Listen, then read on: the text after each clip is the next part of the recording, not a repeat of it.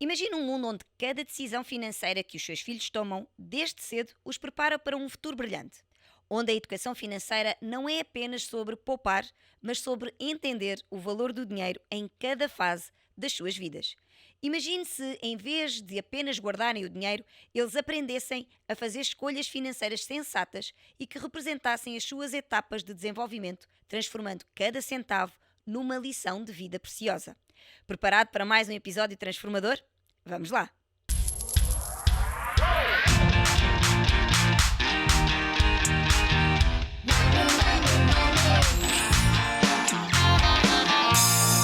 Vamos falar monês. Olá, sejam muito bem-vindos a mais um episódio do Vamos Falar Monês, o podcast que fala a língua do dinheiro para crianças e adolescentes de uma forma leve e descomplicada. Eu sou a Cristina Judas, sou educadora financeira infantil e a vossa guia nesta jornada financeira. Hoje vamos falar sobre a importância da educação financeira infantil e o respeito pelas fases de desenvolvimento da infância.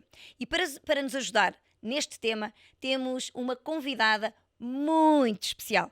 Começou por ser minha mentora e professora, agora é minha colega e ainda parceira num projeto muito especial, mas que ainda não vamos poder revelar. Priscila Rossi, muito bem-vinda, é um gosto e um prazer ter-te aqui e não podia deixar de dizer que a Pri é uma das minhas grandes referências e também uma das responsáveis pela existência da Emoney. Bem-vinda, Pri. Obrigada, Cris. Fico muito feliz. Estou muito feliz de estar aqui, de estar acompanhando esse trabalho lindo que você está fazendo aí em Portugal. Então, espero que a gente possa contribuir bastante aqui para que as pessoas se conscientizem da importância de falar sobre dinheiro na infância com as crianças. Eu vou começar por fazer aqui uma breve, que é difícil fazer uma breve apresentação da Priscila, mas eu vou Uhum. tentar resumir ao máximo, só para quem não conhece a Priscila, passar a conhecê-la um bocadinho melhor.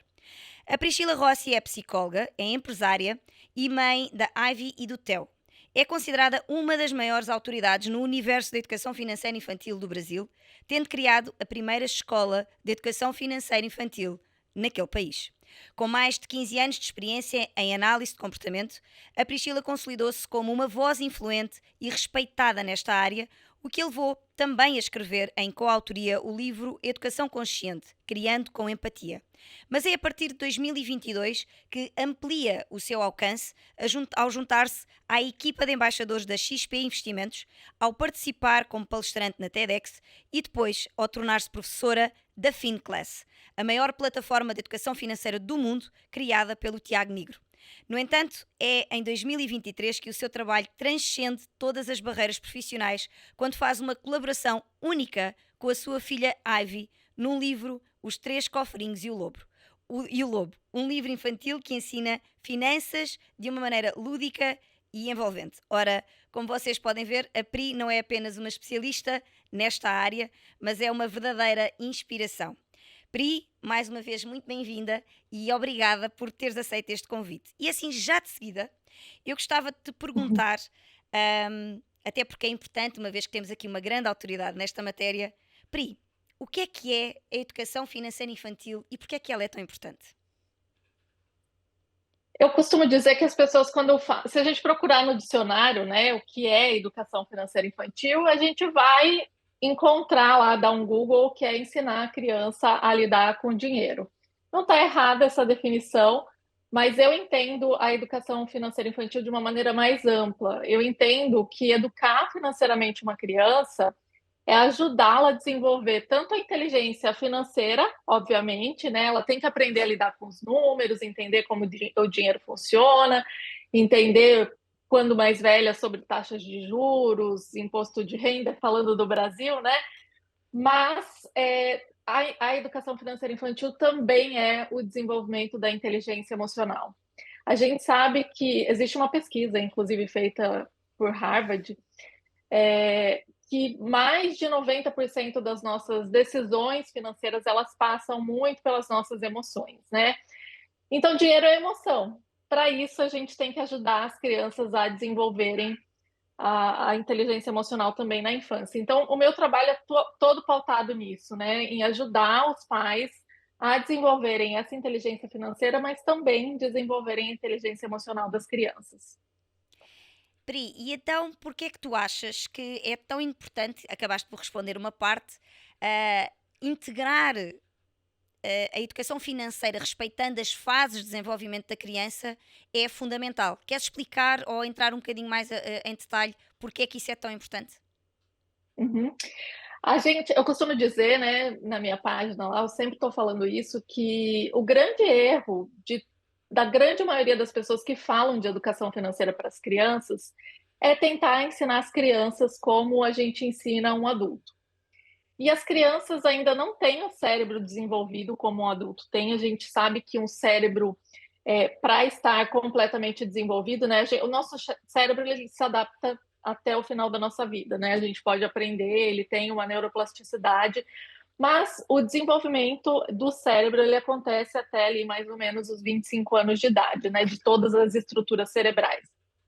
E a gente sabe que até essa fase tem algumas coisas que a criança ainda não é capaz de entender. Então, por que que eu acho super importante a gente fazer essa união, né, das fases do desenvolvimento com a educação financeira infantil? Para que a gente possa compreender o que que a criança está apta para entender naquela fase do desenvolvimento que ela se encontra. Então, para os ouvintes aqui, né, para quem está assistindo o podcast, entender um pouco melhor do que eu estou falando, né, sem entrar muito na parte técnica, mas dando um exemplo, uma criança, por exemplo, de 3 anos, a gente sabe, dentro das fases do desenvolvimento infantil, dentro da neurociência, que ela é ainda egocêntrica, né? Que é diferente de egoísta, tá? Egocêntrica significa que ela é muito autocentrada, ela acredita ainda, por estar em fase de desenvolvimento, por estar aprendendo como as coisas funcionam, como o mundo funciona, ela acredita que tudo que acontece gira em torno dela, né? Então, que todas as ações dela têm um impacto no mundo e que as coisas que acontecem em volta dela são por conta dela também.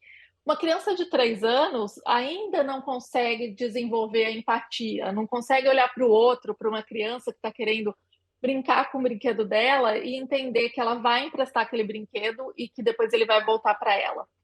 Então, nessa fase, por exemplo, é difícil a gente ensinar a criança a compartilhar, a doar, porque a criança ainda não está apta cognitivamente para essa ação. Então, o que que a gente sabe dentro dessa fase, né? Que a criança está aprendendo sobre os sentimentos dela, está aprendendo sobre as emoções, está sentindo coisas que até então ela não conhecia.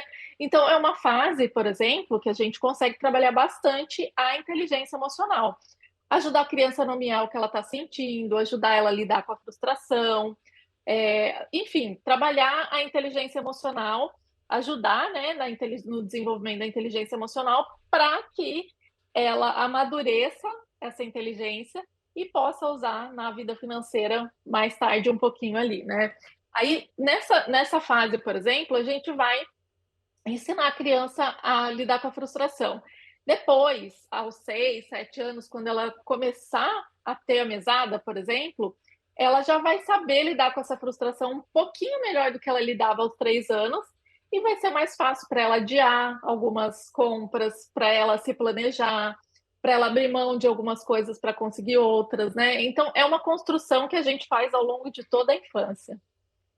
Pri, isso é uma questão que nos levantam sempre muito, até porque quando nós começamos a dizer que a educação financeira infantil pode e deve ser começada logo aos 0 anos, é uma questão que os pais ficam sempre muito, mas como assim? O que é que nós ensinamos com zero, a partir do nascimento à criança? E é muito isso, não é? Ao fim e ao cabo, de alguma forma os pais fazem de uma forma mais intuitiva, não é a questão da autorregulação, às vezes nem sempre da melhor forma, porque tentam mais abafar as emoções que as crianças estão a sentir do que propriamente Uhum. deixar que a coisa aconteça.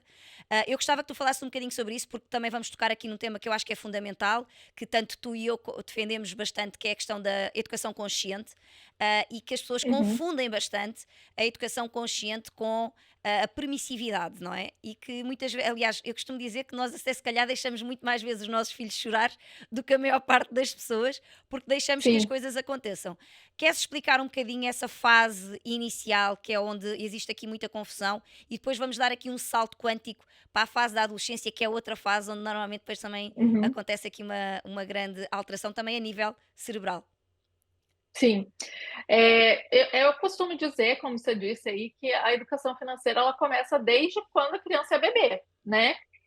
Porque a gente também está trabalhando essa inteligência emocional. Então, assim, a gente sabe que até os 6 meses de idade ali da criança, ela tem, a criança ela só vai comer e chorar quando ela tiver com a fralda cheia ou quando ela tiver com algum incômodo. Então, a gente tem que atender essas necessidades básicas aí. A partir dos 6 meses que a criança começa a interagir mais com o mundo, ela começa a entender já esses sentimentos, já começa a vivenciar experiências que a gente pode ajudá-la a compreender melhor e a passar por essas frases, né? Por essas fases. Então, assim, enquanto a criança está aguardando para tá com fome e está esperando para a papinha ficar pronta, ela vai ter que lidar com a frustração de estar com fome, querer comer e não receber aquilo que ela quer naquele momento, né? Então, a gente, né, nessas situações, se a gente está preparado para educar a criança e para entender que essa inteligência emocional também faz parte da educação financeira, a gente pode ajudar essa criança a passar por isso. Falar, eu entendo que você está bravo, que você está com fome, a comida já vai ficar pronta. E ir, assim, para várias situações, né? A gente tem situações de birra, que os pais têm muita dificuldade para lidar, mas que é uma oportunidade incrível para a gente ajudar a criança a desenvolver essa inteligência emocional, essas habilidades socioemocionais que a gente chama, né, que é um nome muito comum também, que as pessoas falam aí, para que ela vá se desenvolvendo emocionalmente. É como você falou, né? A diferença, eu acho, é, que as pessoas confundem muito é que na educação consciente a gente está preparado para ajudar a criança a passar por essas tempestades de emoções, a lidar com aquilo que ela está sentindo, e isso tem um impacto direto na vida financeira, né? A gente sabe que adultos que na infância tiveram seus sentimentos oprimidos, que não falavam sobre o que sentiam, que não falavam sobre dinheiro também, na vida adulta tem muita dificuldade em lidar com os sentimentos e com o dinheiro, né? Então, a pessoa tá ansiosa, ela não sabe falar sobre aquilo que ela está sentindo, né? Tanto que as pessoas, às vezes, transformam isso em situações físicas, né? Eu tô com um nó na garganta, tô com frio no estômago, mas isso não é um sentimento, é porque a pessoa não aprendeu a nomear o que ela está sentindo, né? O que que essas reações no seu corpo significam? Significam que você está ansioso, que você está com raiva, que você está frustrado. Então, essas pessoas que não conseguem nomear os sentimentos na vida adulta não aprenderam na infância. E como que elas fazem para lidar com esse sentimento na vida adulta? Muitas vezes é através do dinheiro. Compras excessivas, às vezes o medo de gastar também, então a pessoa fica a vida toda ali poupando, poupando, poupando, porque não é só a pessoa que consome desenfreadamente que tem um problema, né? A pessoa que também não consegue gastar tem um problema relacionado com as suas emoções que está aparecendo ali no dinheiro, né? Então, assim, desde a infância a gente trabalhando isso, a gente vai garantir que os nossos filhos, na fase adulta, estejam mais preparados para lidar com essas situações, porque ao invés dele estar ansioso, e assim, não funciona só para o dinheiro, tá? Tem gente que come, por exemplo, em excesso, que tem transtornos alimentares, tem gente que vai para o uso de drogas, tem gente que vai para o álcool, cigarro, né? Todos esses vícios, eles são resultado, muitas vezes, de uma falta de alfabetização emocional. Então, Perfeito. quando a gente faz isso na infância, quando a gente aproveita essa fase para ajudar a criança a construir esse alfabeto emocional, né? Quando ela aprende a nomear o que ela sente e a diversificar a nomenclatura dos sentimentos e das emoções que ela está sentindo, na vida adulta, ao invés dela gastar excessivamente quando ela está muito feliz, ela vai conseguir verbalizar isso de outras formas, né? Sem precisar criar um problema para si ali, gastando demais, ou gastando de menos, ou comendo em excesso. Então, assim, tudo tá ligado e tudo começa na infância, né? Eu costumo dizer, eu coloco essa frase em um monte de lugar, essa frase não é minha, mas eu gosto muito dela, que a infância é o chão que a gente pisa a vida toda. Porque o que acontece na infância não fica Fica na na infância, infância. ele vai acompanhar a gente por toda a nossa vida. Então, é importante começar desde cedo. Pri, outra fase que normalmente também gera muita confusão aos pais e normalmente até uma resistência, é quando eles normalmente já têm filhos adolescentes. Eu sei que tu passas mais ou menos pelas mesmas dores do que eu, e normalmente temos aqui dois públicos que é ou acham que é demasiadamente cedo, como nós agora já acabámos por abordar, ou temos aqueles pais que quando já estão na fase da adolescência dizem ai, mas isto agora já para tirar estes vícios já vai ser uma chatice, ou para tirar estes hábitos. Ahm, mas muitas vezes também, ou melhor, na maioria das vezes, também tem a ver exatamente com o entender emocionalmente o que é que se passa com os nossos filhos adolescentes. Sendo que Uhum, eu costumo dizer muitas vezes que com eles o processo é muito mais simples do que se imagina. Porque na realidade eles são um reflexo de tudo aquilo que nós acabamos por fazer, dizer e até os fazer sentir. Portanto, independentemente deles uhum. já serem adolescentes ou não. Mas acho que há aqui uma fase que é importante também explicar, porque há toda esta construção cerebral, sem dúvida, este desenvolvimento neural, mas realmente quando chegamos à fase da adolescência há aqui uma revolução novamente, não é?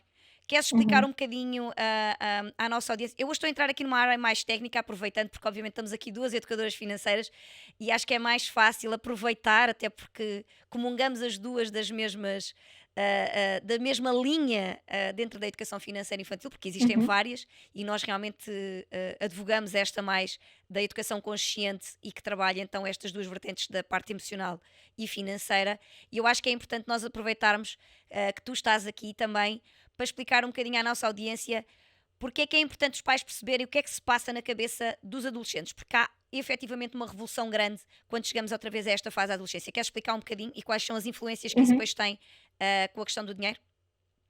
Sim, eu acho que é importante a gente começar falando que a relação que a gente vai ter com os nossos filhos na adolescência, de novo, ela começa na infância. Para a gente ter uma relação sadia, para a gente ter uma relação de troca com os nossos filhos na adolescência, a gente tem que começar a construir isso na infância. Então, para quem tem filhos ainda pequenos, lembrem-se disso para construir.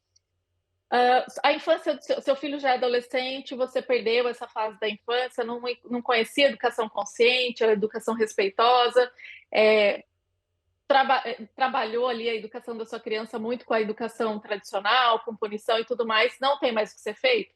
Obviamente que tem, né? É uma fase em que você consegue, tem mais dificuldade, obviamente, para construir essa relação com o adolescente, por quê? Porque o adolescente, a criança, quando ela entra na fase da adolescência, ela passa a se afastar da família para buscar o círculo social, né? Então, dificilmente eles vão recorrer a gente, como foi feito na infância toda, né? Para esclarecer dúvidas, para falar sobre o que eles estão sentindo, enfim, para conversar. Essa procura passa a ser pelo grupo de amigos, né? Mas quando você construiu uma relação saudável e de confiança com a sua criança, você também pode ter esse papel, mas a gente tem que ter clareza de que tudo que a gente ensinou na infância, ali na adolescência, é que a criança vai, né, o adolescente vai começar a colocar em prática na sua relação com os amigos. Então, assim, da maneira como ele foi criado, ele vai se relacionar com os amigos. Se ele teve espaço para dar a sua opinião, ele vai buscar encontrar esse espaço com os amigos. Se ele aprendeu a consumir de maneira consciente durante toda a infância, ele não vai seguir os amigos quando tiver ali uma situação onde o consumo não é consciente, desnecessário. E ele pode ser até uma influência para o grupo de amigos quando ele tem esse conhecimento, né? Agora, se o adolescente não passou por essa fase da infância, a gente tem que construir isso na fase da adolescência, não tem muito para onde fugir, né? E aí, tentar trazer essas conversas, qual que é a melhor maneira da gente conversar com o adolescente? Trazer assuntos que são interessantes para ele. Então, entenda do que sua criança gosta, né? Entenda o que é importante para ela, qual que é o estilo de música que ela gosta e use disso para também trazer lições financeiras. Vou dar um exemplo aqui para ficar mais claro. Eu tenho uma amiga aqui que é brasileira também, que mora aqui na Austrália, e a filha dela é super fã de uma cantora aqui australiana, que eu não sei nem o nome da cantora, mas é alguma coisa Mendes. É uma cantora de adolescentes. E teve um show dela aqui, na Austrália recentemente, e essa minha amiga levou a filha dela. E elas fizeram toda uma programação antes disso para o show, né? Para a compra do ingresso, ela guardou dinheiro porque ela queria comprar souvenirs lá no dia do evento.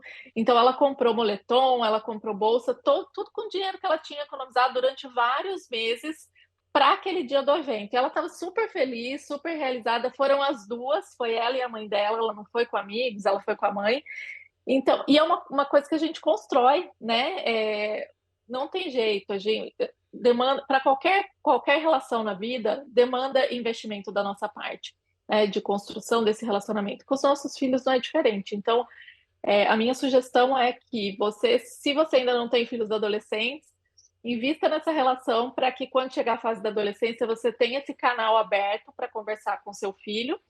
E se você tem filhos adolescentes e não conseguiu fazer esse trabalho, que você agora busque assuntos do interesse dele para poder iniciar essa conversa sobre dinheiro, compartilhar algumas coisas pelas quais você passa também, porque um adolescente ele já é capaz de compreender algumas coisas que uma criança, né, mais nova ali não é, então ele é capaz de entender como que, por exemplo, a mudança do valor do aluguel pode impactar no orçamento da família. São coisas que a gente já consegue compartilhar com o adolescente, talvez com uma criança seja mais difícil. Então, usar todas essas oportunidades aí para falar do tema. Eu, inclusivamente, para a fase da adolescência, Pri, uma das coisas que gosto muito de dizer aos pais, é trazerem-nos mais para as decisões da família. Porque eles acabam por, de uma forma indireta, perceber que são importantes também para essas decisões. É mais uma ponte de contacto. E outra coisa que eu gostava também de saber a tua opinião, que é uma coisa que eu costumo também aqui falar bastante, é que na fase da adolescência é aquela altura, como tu disseste bem, em que eles procuram, ao fim e ao cabo, a sua individualidade, não é? Afirmarem-se enquanto Uhum, seres humanos e enquanto com ideias próprias, e muitas vezes, que é o que eu sinto, quando esta construção não é feita, existe o tal choque, não é? O tal choque uhum, geracional, e até parece que é aquela fase em que tipicamente os pais dizem: não, agora é tudo contra, tudo o que eu disser que é preto, eles vão dizer que é branco. Mas eu costumo dizer que isto acontece bastante se esta construção não for feita. Porque se nós uhum, conseguirmos, porque ao fim e ao cabo, o que é que acontece ali também, só para a nossa audiência entender, o que é que acontece ali naquela fase da adolescência? É aquele momento em que eles também começam a olhar para os pais, não só como super-heróis e como mais um ser humano. E o que é que isto quer dizer? Quer dizer que é quando eles vão nivelar aquilo que era a expectativa que eles tinham dos pais e aquilo que eles estão a ver agora com a sua percepção. Portanto, quanto mais nivelada for a percepção real, não é? Portanto, ou seja, quando não há uma construção muito fantasiosa dos pais, ou seja, os pais são perfeitos, os pais não erram, os pais nunca falham, maior vai ser o choque quando eles chegarem à adolescência, não uhum, é? Porque eles começam a perceber-se que isso não é real, não é possível, ninguém é perfeito, os meus pais também falham. E portanto, se nós conseguirmos ir nivelando, lá está, construindo de forma a que eles cheguem à adolescência e não exista tanta diferença, a proximidade é maior e mais natural. Não sei se concordas com sim. isto. Não, eu super concordo. E eu acho também que quando a gente entende as fases do desenvolvimento, a gente consegue entender que a adolescência é uma fase de muita transformação, né? Além da transformação é, do desenvolvimento do cérebro, tem a transformação física, hormonal, né? Então, quando a gente entende isso, fica mais fácil da gente ajudar esse adolescente também a passar por essa fase tumultuada que é a adolescência, né? Acho que é Montessori que fala que a adolescência é o segundo nascimento, né? Porque a, muitos pais falam isso, né? Eu não conheço mais meu filho, ele mudou, né? Ele não era assim e se transformou, porque é um momento de transformação muito grande. Então, a gente entender, primeiro buscar um pouco na nossa história, né? Como foi a sua adolescência?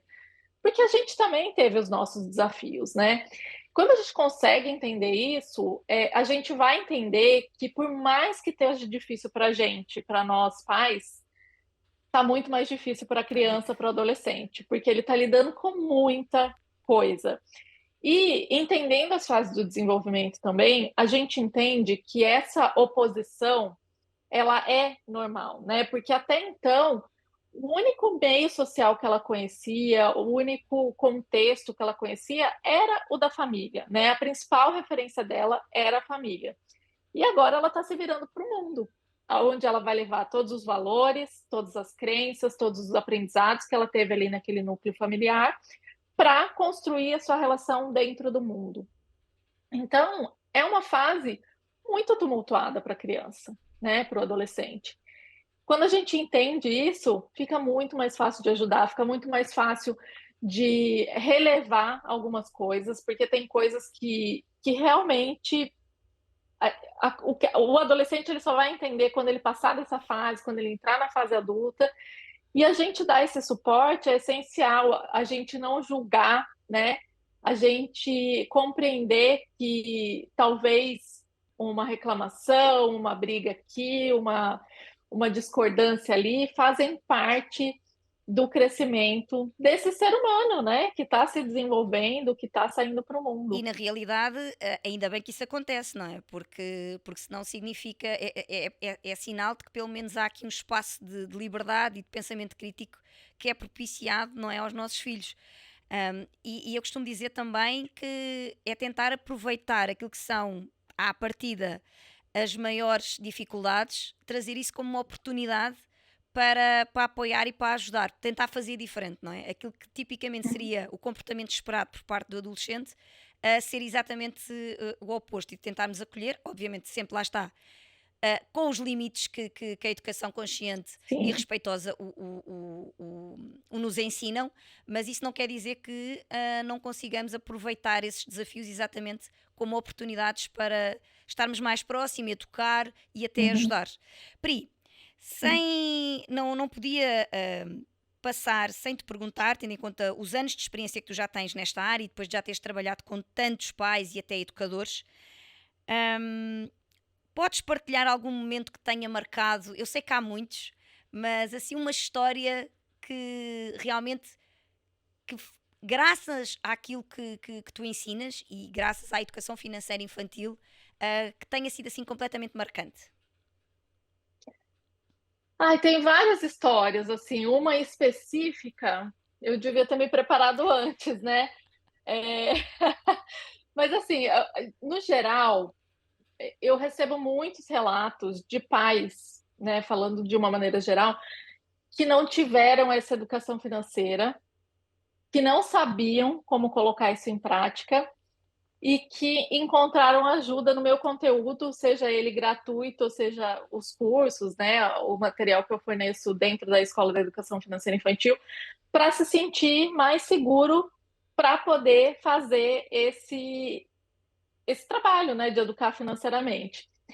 Vou dar um exemplo aqui que eu lembrei agora. Eu tenho uma das minhas alunas que, por exemplo, ela disse que a filha dela tinha muita dificuldade em, como toda criança, né, quando ela saía para trabalhar de manhã, era uma choradeira em deixar ela sair, enfim, era sempre muito difícil. E aí ela é aluna do Potencialize, ela aprendeu, né, como conversar com a criança sobre o trabalho, como mostrar para a criança que como o trabalho é importante, como o trabalho ajuda a comunidade e tudo mais. E essa situação passou a ser muito mais fácil para ela, porque ela disse que a filha dela pergunta assim: ah, mamãe, hoje você vai pro. Porque foi na época que estava em home office e voltando para a empresa. Ah, mamãe, você vai ter que trabalhar hoje, o pessoal do escritório está precisando de você. Então ela entendeu, e ela tinha na época 6 anos, assim, sabe? Então tem muitos relatos desse tipo, assim, e coisas que eu vivencio aqui em casa também, né? A educação financeira infantil, ela faz parte do meu dia a dia, as crianças estão sempre falando sobre o assunto. A gente, como você falou, né, do adolescente, a gente envolve eles até agora, eles estão hoje com 10 e 7 anos, a gente envolve eles nas decisões de compras, assim. Então a gente foi comprar um tapete para a sala. Eles foram juntos, eles ajudaram a escolher, a gente viu inúmeras opções, a gente ouviu o que eles tinham para dizer também, validou também a opinião deles e chegamos a um consenso como família de que tapete a gente ia comprar para a sala de casa, né? Então, tudo isso a gente trabalha no dia a dia. Então, tem várias situações assim. Eu acho que o mais marcante é isso. São pais que não tiveram isso na infância e que estão conseguindo oferecer isso para as crianças. Quais é que achas que são os maiores desafios que os pais enfrentam ao ensinar finanças para os seus filhos? E como é que tu sugerias superá-los? Quais é que são os maiores desafios dos pais?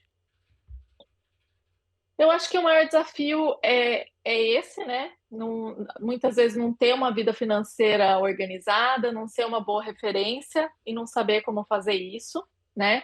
E eu costumo dizer, você não precisa ser especialista em finanças, né? Um economista, não precisa para ensinar a educação financeira, né? Tanto que a gente vê que tem muitos economistas, matemáticos, engenheiros que têm uma vida financeira péssima, né? Então, a formação, o conhecimento, muitas vezes não é suficiente para fazer com que a gente tenha uma vida financeira mais organizada.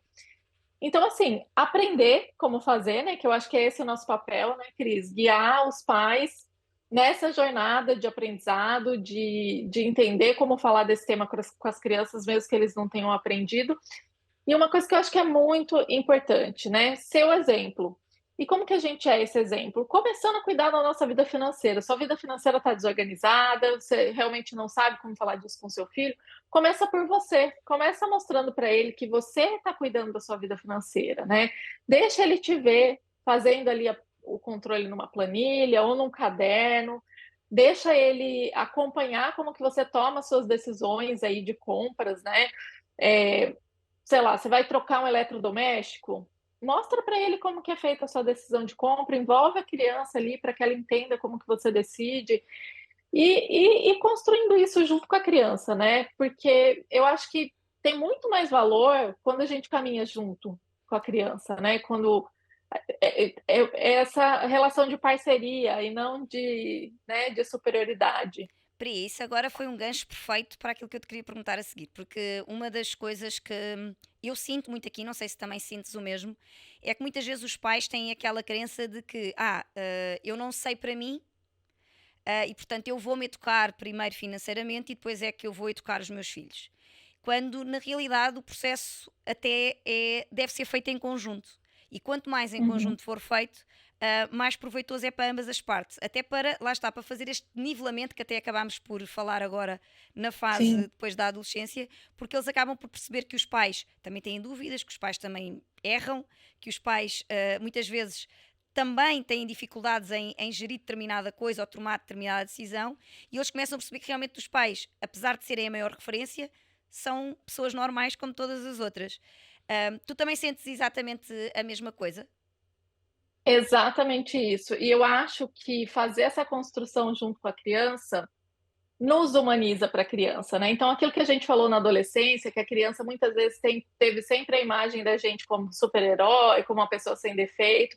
Quando a criança consegue ver, desde muito pequena, a gente fazendo esse trabalho, entendendo que a gente também erra, que a gente tenta acertar muitas vezes e não consegue, mas que a gente está trabalhando no nosso desenvolvimento também, quando chega essa fase da adolescência, essa relação está muito mais fortalecida, né? Porque está muito mais humanizada, está muito mais realista, né? Não está ali baseada no que a criança imagina com relação a gente, porque ela está convivendo, ela está vendo como que as coisas acontecem. Então, eu super, super concordo com você. Acho que é uma construção que tem que ser feita. E assim, a infância, ela é um período muito curto, né? E é o período onde a criança mais está propensa a aprender, é um período onde a criança faz mais, o ser humano, né, faz mais conexões neurais. Então, para a gente aprender na infância é muito mais rápido do que para a gente aprender depois na vida adulta, né? Podemos aprender? Podemos, sempre é tempo de aprender, até o nosso último dia de vida o nosso cérebro está apto para fazer novas conexões neurais, né? A gente tem algo que chama neuroplasticidade cerebral, que é justamente isso, o cérebro ir se adaptando ao que a gente vai adquirindo de conhecimento. Mas na infância isso é muito potente, né? Tanto que o primeiro ano da criança a gente sai de um bebê, né, que só dorme e come, para uma criança que está no final do primeiro ano andando, aprendendo a falar, aprendendo a interagir com as outras pessoas. Então, a gente tem que aproveitar essa fase, esse período, né, de desenvolvimento para poder ensinar essas crianças e melhor maneira, sendo referência, sendo o exemplo ali. E o exemplo não significa ser, né, superior, não E cometer perfeito. erros, significa estar ali de carne e osso, né, para a criança poder aprender com a gente. Pri, vamos falar agora de uma coisa que, como eu costumo dizer, vamos pôr o dedo na ferida.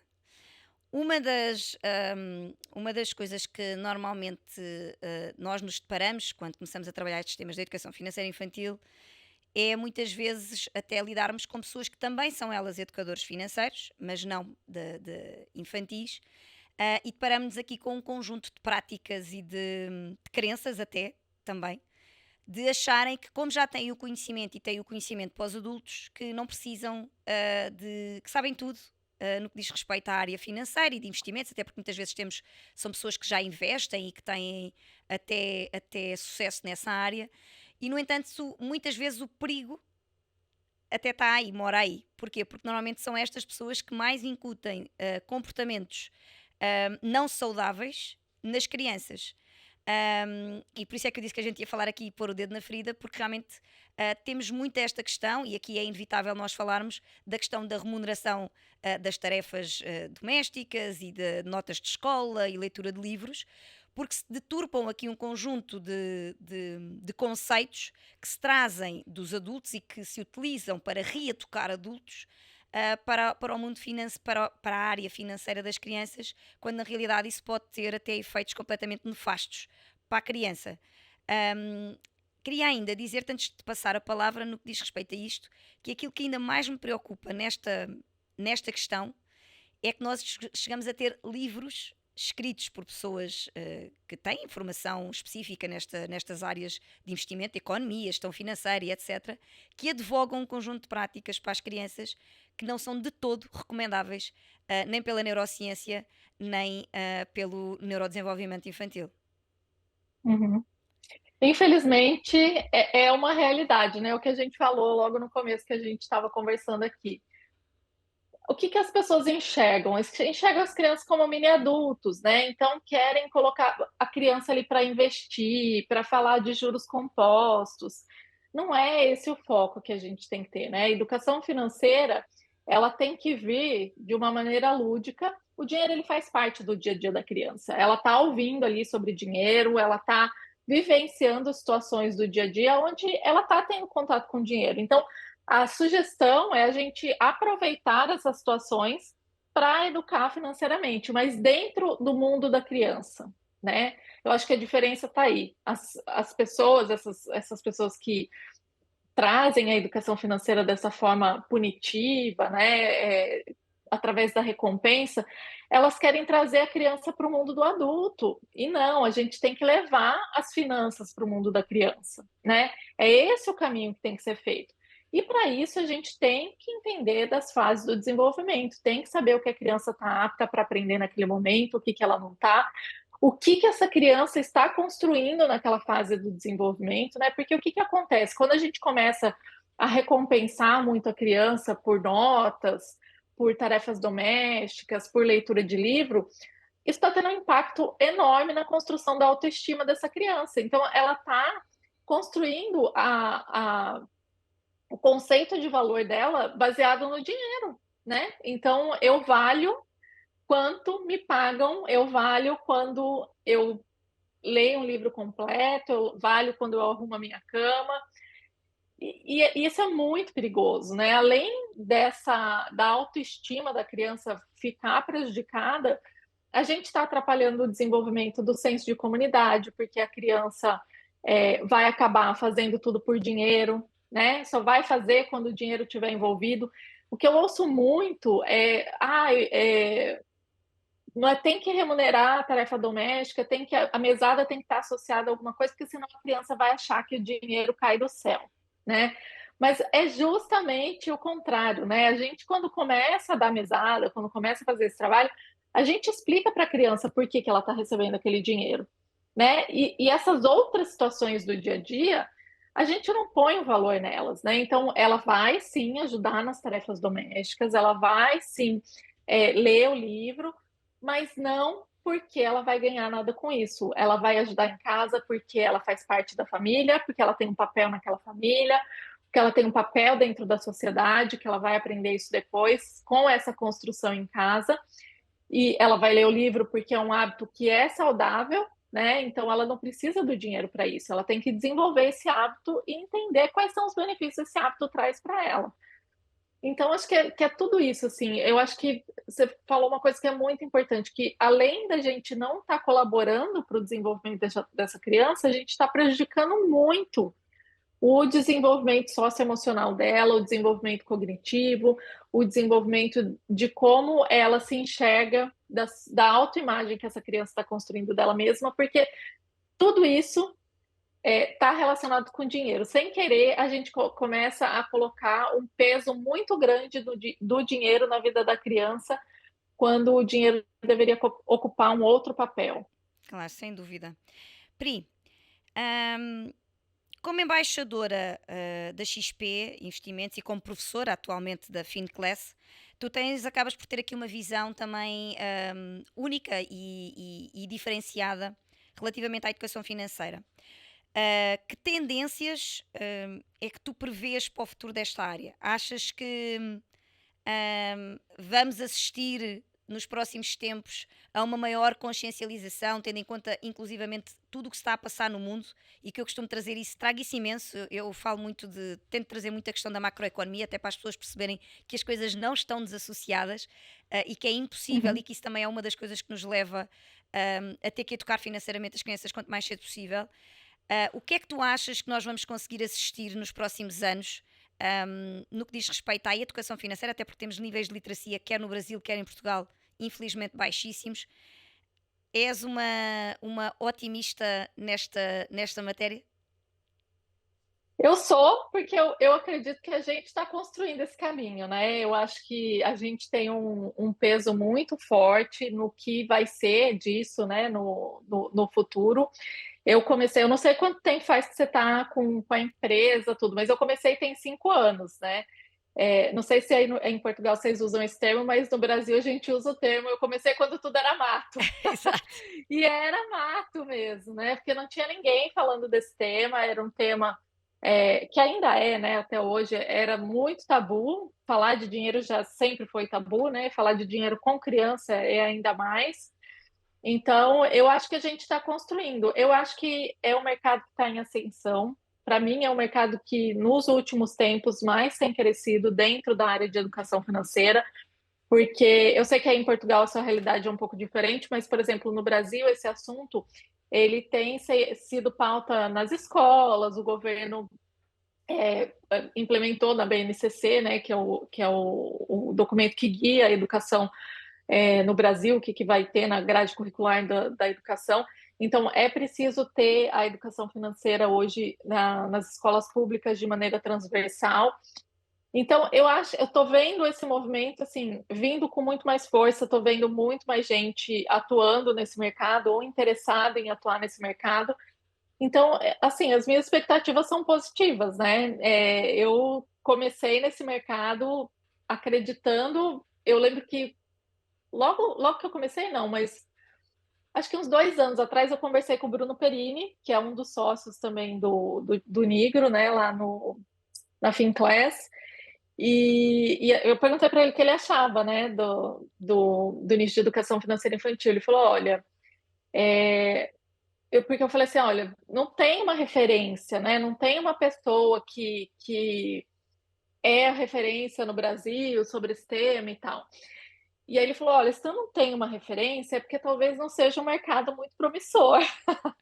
Daí eu falei para ele: não, mas eu sou teimosa e continuarei nesse mercado e vai se tornar um mercado promissor. E de lá para cá, né? Enfim, eu já fui até dar aula na Finclass depois disso, conheci o Bruno pessoalmente e tudo mais. Então, as pessoas estão se conscientizando. Eu acho que é um trabalho árduo que a gente tem aí pela frente ainda, porque a gente não está falando. Foi essa minha conversa com o Bruno. A gente não está falando de solução para um problema que já existe. As pessoas querem soluções rápidas, né? Querem resolver o problema agora. A gente A está a gente falar de está falando de prevenção. prevenção, Exatamente. de prevenção. E o ser humano não tem esse hábito, né, de prevenir. A Tanto que a realidade, vida financeira muitas vezes é uma bagunça por isso. Pri, e pegando aí nesse gancho até dessa conversa que tiveste com o Bruno, e até porque nós até já conversámos sobre isso e sobre essa conversa em particular, ahm, uma das questões que me leva também não só a admirar-te e a ter trazido a Imani para Portugal e ter construído este projeto, é que se nós pensarmos dessa maneira, significa que nós nunca vamos pôr em causa o status quo. Porquê? Porque na realidade todos os nichos tiveram que começar por algum lado, e antes deles existirem também não havia referências. Portanto, se nós Uhum. pensarmos dessa forma, então nunca na vida existiriam novos nichos, novos mercados e novos negócios. Agora, eu entendo a posição do Bruno. Agora, a realidade é que aquilo que eu acho que o mundo até nos tem vindo a mostrar é que nós vamos ter que cada vez mais trabalhar pela prevenção. E temos tido choques atrás de choques. Como eu costumo dizer, temos levado todos tapas na cara. Por exemplo, a pandemia foi outro tapa na cara de nós não trabalharmos na prevenção. Exatamente. E eu acho que vai ser. E também começamos a ter também pais mais conscientes, quer na questão da educação, por isso é que as coisas têm mudado, não é? Nós vínhamos de uma. E ainda, infelizmente, ainda temos bastante pais que ainda trabalham muito com a questão da educação tradicional e punitiva, e nós aos poucos temos conseguindo vir trazer para estes pais que não é assim, e que o facto de ter sido feito dessa maneira, que nós podemos fazer diferente, temos que cortar o ciclo. E por isso eu entendo o Bruno Perini, mas não concordo minimamente. Exatamente. Talvez a gente precise trabalhar muito mais do que se a gente escolhesse um nicho aí de marketing digital para trabalhar, por exemplo, que já tem tudo meio que construído ali, né? Você só precisa se posicionar em algum lugar. A gente não, a gente está construindo um mercado, uma área de atuação. Mas é o que você falou, né? Eu não me vejo como alguém que está dando murro em ponta de faca, assim, sabe? Tipo, estou fazendo negócio que eu não deveria fazer. Eu me vejo como alguém que está trazendo algo novo para o mundo, entendeu? Que as pessoas até hoje não tinham visto a importância disso, mas que agora vão começar a se conscientizar. É como se a gente pensasse o que eu lembro quando começou a onda de ter computador em casa. Eu lembro de uma conversa que eu tive com a minha amiga, que só tinha MS-DOS, né? A gente fazia curso de computação, só fazia MS-DOS e não sei o quê. Ela falou, eu nunca vou ter computador em casa. Eu falei, eu também não, que eu vou ficar fazendo MS-DOS e tal. E olha o que virou, né? Então, se essas pessoas pensassem como eu naquela época, talvez elas falem, Não, né? eu ainda há pouco tempo vi uma entrevista do Bill Gates em 1995, portanto, quando os primórdios da internet. E eu Uhum. lembro-me dele estar.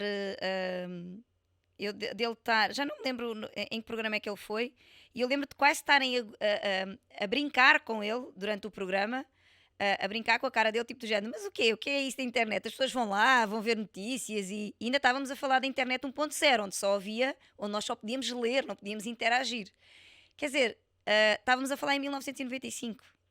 Estamos a falar que 20 É, anos depois, nós, eu vi essa reportagem que você está falando, é justamente isso, e assim. ele na altura era Ele visto era o como. precursor, Não, né? e ele era visto como este tipo é louco, este tipo está a falar de coisas que nunca Louco. vão existir. Quer dizer, e se ele tivesse, também lá está, nunca tivesse posto em causa o status quo, nunca tinha havido uma Microsoft, nunca Exato. tinha havido o boom que houve, e graças a isso, a Google, a Meta e todas elas só foram possíveis existir porque houve à cabeça pessoas que acreditaram que era possível fazer diferente. Eu também, Exatamente. eu também, bom, e não é por acaso que nós estamos juntas e que acreditamos nisto e que somos uma equipa, porque já somos uma equipa dos dois Somos. lados do Atlântico em que acreditamos que isto efetivamente vai fazer diferente. Pri, agora, como mãe, psicóloga e educadora financeira infantil, que conselho darias aos pais que estão agora a começar a sua jornada de educação financeira? Eu diria justamente isso, né, que educar financeiramente é a gente pensar no futuro, mas cuidando disso agora no presente, né, que não adianta a gente querer esperar o futuro chegar para poder fazer esse trabalho, porque daí já vai ser tarde demais. Então, assim, começa hoje, começa com o que você tem, não importa se seu filho tem 5, 10, 15, a idade que ele tem é a idade ideal para você começar. E tem muito. A gente tem, eu acho que um grande benefício que também veio, né, com essa história da internet, do Bill Gates e tal, que é o acesso à informação, né? Que é algo que os nossos pais não tiveram, nossos avós não tiveram. A gente está passando, a gente é a última geração, né, que veio dessa fase analógica aí e está passando pela fase digital. Então a gente tem que aprender também a aproveitar esses recursos que a gente tem, né? Então vamos estudar, né? A gente estuda para tanta coisa na vida, por que não estudar para ser pai e mãe, né? Vamos lá entender como que funciona, entender como eu posso ajudar, vamos errar de vez em quando, vamos acertar, mas eu acho que o importante é manter em movimento e trazer esse assunto para o dia a dia, né? Desmistificar o assunto dinheiro, dar ao dinheiro o papel que ele deve ter na nossa família, que é o papel de nos servir, nos ajudar a realizar sonhos, nos trazer tranquilidade, segurança, liberdade geográfica, né? O papel do dinheiro é esse, são esses os benefícios, né? Não é nos fazer escravos, não é nos fazer consumistas, não. Se a gente educar financeiramente da maneira certa, os benefícios são inúmeros. Eu costumo dizer que o dinheiro, ele é só um objeto. Sem dúvida. Assim como uma caneta, assim como um caderno, como um telefone celular. O uso que a gente faz desse objeto é que faz toda a Exatamente. diferença, né? Então a É um gente bocadinho como precisa as emoções, não é? ensinar as crianças, né? É um bocadinho como as Tem emoções. que. Quando as pessoas falam de emoções boas e emoções más, eu costumo dizer assim: não, o dinheiro não é bom nem é mau. Nós é que lhe damos essa Exatamente. conotação, boa ou má. Pri, estamos Exatamente. mesmo no final e eu tenho sempre aqui no finalzinho um quiz. E até eu vou-te pedir para tu escolheres dois números, de 1 a 10, sendo que cada número corresponde a uma pergunta que é assim mais lúdica. E tu vais dizer o que te vier à cabeça. Dois Tá números. bom. Primeiro número. 3. Quando é que recebeste a primeira mesada ou semanada? Caso tenhas recebido. Eu recebi já mais, eu era mais velha, acho que eu tinha uns 12 anos, mas eu me lembro, meu pai me dava uma parte do orçamento familiar ali. Eu tive sorte, eu acho, que meus pais me educaram financeiramente, assim, né? Eu não fui até a parte do investir, né? Eu não aprendi isso com os meus pais, mas eu sempre fui uma pessoa muito consciente financeiramente, né? Então, e começou desde muito cedo. Eu vi os meus pais cuidando das finanças, eles têm, até hoje, eles têm um caderno que eles anotam tudo ali, é tudo manual lá na casa deles. E eu recebi mesada, eu tinha um dinheiro que ele me dava ali por mês, nessa fase eu recebia por mês, que era para eu me virar com as minhas coisas, né? Obviamente, hoje eu faço diferente com as crianças, porque hoje eu acompanho, eu não tinha esse acompanhamento tão de perto com eles, mas eu também tinha eles como exemplo e podia observar o que eles estavam fazendo para aprender a fazer também. Segundo número. 7. 7. Se tivesses que dar um conselho financeiro em forma de rima, eu acho que vocês dizem rima aí também. É Aham, rima. em forma de rima, para as crianças ou adolescentes, qual é que seria? Esta é difícil. Nossa, nossa, deixa eu pensar. Eu sou péssima para essas coisas de última hora. Eu levo um tempo, assim, sabe, para desenvolver. Ai, Queres escolher outra? vamos outra, vai, vamos na 9. Há algum mito sobre a educação financeira infantil que gostarias de desmentir? Ah, tem vários, né? Mas dinheiro não é assunto de criança. Eu acho que esse é o principal dentro do que a gente está falando aqui hoje. Dinheiro é assunto de criança, é assunto de adolescente, é assunto de adulto, porque o dinheiro faz parte da vida de todo mundo, né? minha avó dizia, né? A gente paga para nascer, paga para viver e paga para morrer. É sem E é dúvida. verdade, É né? O verdade. dinheiro faz parte do nosso dia a dia desde quando a gente nasce. Até ao dia E que eu morre. falo, né? Desde antes da gente nascer, porque tem a preparação do quarto, né? Tem o ensaio fotográfico. No meu caso, a IVE foi um tratamento de inseminação in vitro.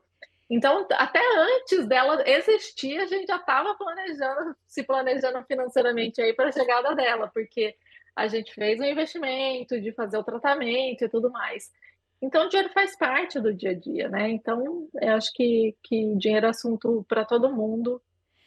Olha, E, Pri, e é- chegámos ao fim. Foi maravilhoso ter-te aqui, aliás, como sempre. Para mim foi altamente esclarecedor, espero que tenha sido, e não tenho dúvidas que foi também muito esclarecedor para a nossa audiência. O que é que tu gostavas de deixar como mensagem final? eu acho que dizer que a gente tem que aproveitar essa oportunidade da infância para dar para as nossas crianças, oferecer para as nossas crianças todas as ferramentas e os recursos que eles vão poder utilizar na vida adulta para lidar com dinheiro, para lidar com a vida financeira. E eu tenho certeza que quando a gente faz isso, quando a gente educa financeiramente, na vida adulta a gente consegue também ter uma relação muito mais saudável com os nossos filhos, né? A gente vai poder curtir a nossa terceira idade aí com mais tranquilidade, porque a gente não vai precisar ficar preocupado com o filho que está endividado, né? E a gente cuidando da nossa vida financeira também, a gente não vai ser um fardo na vida dos nossos filhos, né? Então acho que é um ganha-ganha aí, e no final o dinheiro deixa de ser um problema nessa relação e a gente tem mais tempo para aproveitar essa fase aí com os nossos filhos quando eles estiverem mais, enfim, adultos, quando chegarem os netos e tudo mais, né? Então acho que é isso. Aproveitem essa oportunidade que passa muito rápido para garantir o seu futuro e o futuro do seu filho. Pri, foi maravilhoso. Deixar aqui um spoiler. Vamos ter novidades mais para o final do ano. Aguardem, Uhum. porque a malta da educação financeira juntou-se. Eu que agradeço a oportunidade, você tem sido uma parceira incrível, fico muito feliz de ter você comigo nessa jornada. Por muito tempo foi uma jornada muito solitária, onde eu não tinha ninguém com quem conversar, não tinha ninguém nesse mercado, eu tinha que ficar adaptando coisas de outros mercados para poder aplicar dentro da educação financeira infantil. E agora ter o time que a gente tem, né, de colegas aí que trabalham com o mesmo tema é muito gratificante.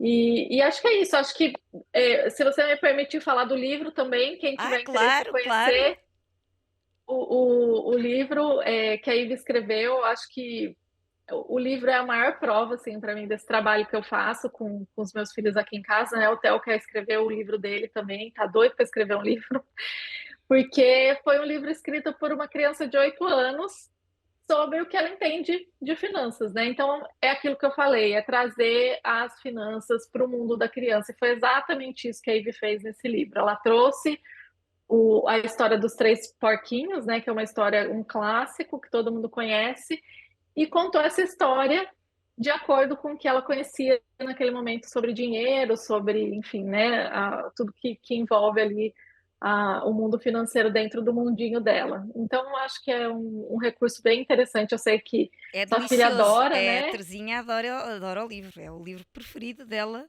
que é Os Três Cofrinhos e o Lobo. Fez Ai, que coisa sucesso. linda. Eu fico muito orgulhosa. Eu falei Temos que para ele trazer o também, livro ela para tá toda Portugal, toda. Pri. Temos que arranjar a forma de trazer esse livro para Portugal, porque é um castigo.